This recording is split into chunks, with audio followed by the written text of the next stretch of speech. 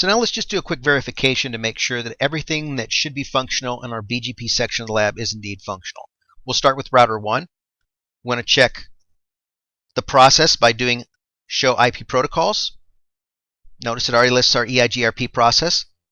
Down here, here's our BGP process, 65001, which is what we want and expect. IGP synchronization is disabled. Automatic route summarization is disabled. Remember, no auto summary. Here are the neighbors that are configured, 10.666 and 10.10.10.10. Two reasons why this is important. Number one, the loopback interfaces are what's being used for peering. Number two, each is being identified correctly as the neighbors, router 6 and router 10.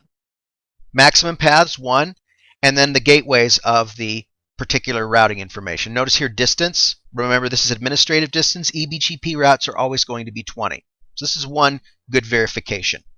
Then making sure the neighbor relationships are functional, show IP BGP summary. It's listing our neighbors.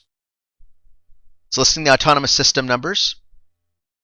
When you see the message received, message sent, and so forth, these should all be some non-zero element.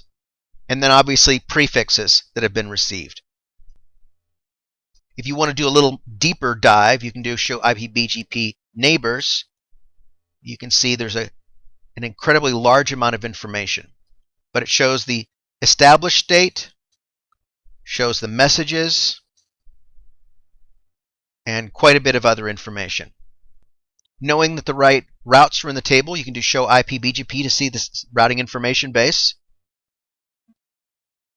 Star means it's a valid route. The greater than symbol is actually what lists it as the best route. So it's listing, for instance, here, it's listing the default route. You can see your AS path information here. And then finally, show IP route BGP. And you can see that there's a great number of BGP information that's here.